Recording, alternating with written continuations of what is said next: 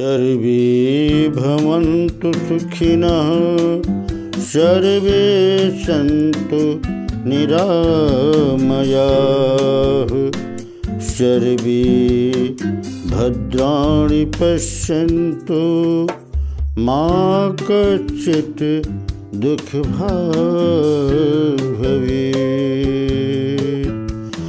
बंसी विभूषित करान्नवनीरदाभात् पीताम्बरा दरुणबिम्ब फलाधरोष्ठात् पूर्णेन्दुसुन्दर मुखादरविन्दनेत्रात् शिष्यात् परं किमपि तत्त्वमहं न जाने। गोविंद की महती कृपा से आज हम सभी लोग नित्य गीता पारायण के कार्यक्रम में पुनः उपस्थित हुए हैं। परमादरणीय भक्तवृंद, भक्तिमती माताओं, बहनों एवं प्यारे बच्चों, भाग्योदयेन बहुजन्म समर्जितेन सत्संगमं च लभते पुरुषो यदायवै। अनंत जन्मों का पुण्योदय होता है जब हमें भागवत पुराण, राम कथा या गीता पारायण या गीता प्रवचन सुनने का सौभाग्य प्राप्त होता है। कहने वाला तो धन्य हो ही जाता है और सुनने वाले धन्य होकर के परम गति को प्राप्त करते हैं। गीता जो भगवान की श्रीमुख से निःसृत अमृतमयी वाणी है, वह हमको आपको मिले, इससे बड़ा सौभाग्य हमारा कुछ भी नहीं हो सकता। मित्रों, आइए हम गीता पारायण में प्रवेश करते हैं और जैसा कि हम चौथे अध्याय का समापन कर चुके हैं, समझ चुके हैं और आज 5वें अध्याय में प्रवेश करने जा रहे हैं। और आइए सब मिलकर के पारायण करते हैं, पुनः विचार करते हैं कि अर्जुन और भगवान के बीच 5वें अध्याय में क्या संवाद हुआ है। आइए श्लोक।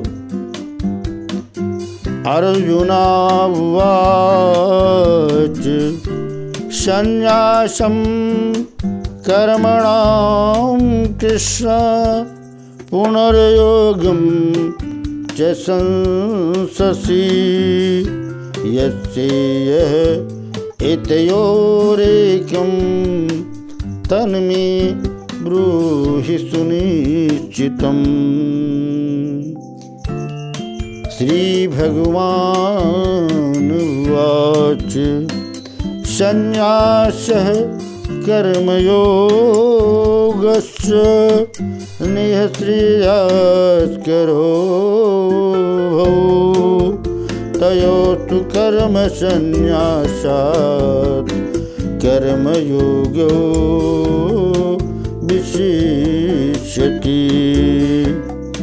ये स नित्यसन्न्यासी यो न द्वेष्टि न काङ्क्षति निर्द्वन्द्वो हि महाबाहो सुखं बन्धात् मुच्यते। सांख्ययोगो पृथग्द्वारा प्रवदन्ति न पण्डिताः एकमप्याथित संयोग भयोर्विन्दति फलम् यत्साङ्ख्यैः प्राप्स्यते स्थानं तज्योगैरपि गम्यते एकं साङ्ख्यं च योगं च यः पश्यति स पश्यति। मित्रों, अर्जुन यहाँ 5वें अध्याय में भी भगवान से प्रश्न कर रहा है और आपने देख ही लिया है कि एक ही बात जो अर्जुन यहाँ पर कह रहा है कि भगवान कभी आप संन्यास की बात करते हैं तो कभी कर्मयोग की बात करते हैं और उसमें से जो निश्चित रूप से मेरे लिए कल्याणकारक हो उसे हमें बताइए। और यही प्रश्न अर्जुन पहले भी कर चुका है। इसका मतलब ये होता है कि अर्जुन चाहता है तो अपना कल्याण, वह श्रेय प्राप्त करना चाहता है, परंतु उसके मन में युद्ध न करने की जो धारणा बैठी हुई है वह भगवान से उसकी पुष्टि कराना चाहता है। इसलिए बार बार कह रहा है कि यदि ज्ञान अथवा संन्यास श्रेष्ठ है तो कर्म क्यों करें। ये बड़ी समझने की बात है। भगवान कहते हैं कि संन्यासः कर्मयोगश्च निःश्रेयस् करावुहौ तयोस्तु कर्म संन्यासात् कर्मयोगौ विशिष्यते। हे अर्जुन, कर्म संन्यास से कर्मयोग श्रेष्ठ है, इसलिए कि वह करने में, जीवन में आचरित करने में सुगम है, सरल है। उसे प्रत्येक मनुष्य सरलता से कर सकता है, परंतु संन्यास वह ऊंची अवस्था है जो सबके बस की बात नहीं है। फिर अगले श्लोक में बताते हैं क्या, ये यह च नित्य सन्यासी यो न द्वेष्टि न कांक्षति निर्द्वंद्वो हि महाबाहो सुखम बंधात् प्रमुच्यति। अर्जुन, ये यह स नित्य सन्यासी, नित्य सन्यासी। अब ये नित्य शब्द सन्यासी के साथ भगवान ने जोड़ा है। उसे नित्य सन्यासी ही समझना चाहिए, जानना चाहिए, मानना चाहिए, जिसमें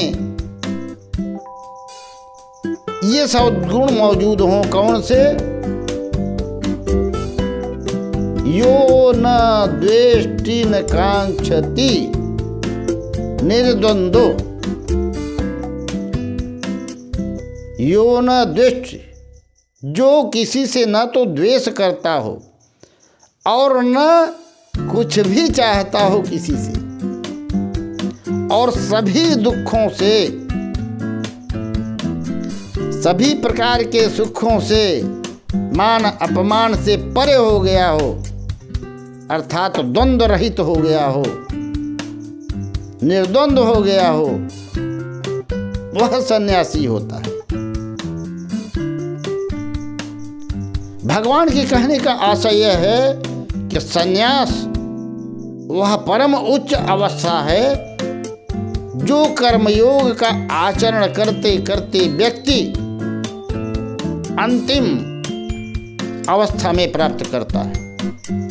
बीच में ही कोई किसी कारणवश मरकट वैरागी का मतलब समझते हैं? घर में किसी प्रकार का कलह हुआ, किसी ने अपमान कर दिया, अथवा परिवार में पत्नी या पति की मृत्यु हो गई, बड़ा वैराग्य हुआ, वन में चले गए और वन में जाने के बाद भी घर की याद बनी रही, परिवारी लोगों की याद बनी रही, सुख संपत्ति की याद बनी रही, तो वह व्यक्ति सन्यासी नहीं हो सकता। भगवान यहाँ स्पष्ट करते हैं, एक तो वह सन्यासी होता है जो चाहे घर में रहे चाहे वन में रहे, उसके अंदर से ऊपर से कुछ भी हाव भाव करता हो, कार्य करता हो, पर अंदर से न किसी के प्रति ईर्ष्या द्वेष होता है और न ही किसी से कोई आकांक्षा होती है, और समस्त द्वंद्वों से मान पान सुख दुख हानि लाभ जय पराजय सब में समान भाव से स्थित होता है। न कि केवल वेशधारी सन्यासी होता है। वेशधारी सन्यासी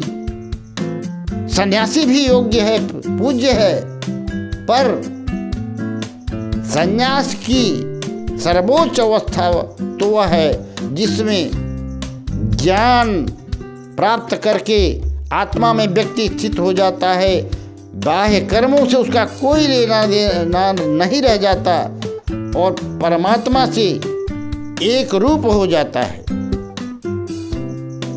आगे भगवान पुनः कहते हैं, अर्जुन, कर्मयोगी और सन्यासी में कोई अंतर नहीं समझना चाहिए। क्यों? कर्मयोगी कर्म करते करते ही सन्यास को प्राप्त होता है।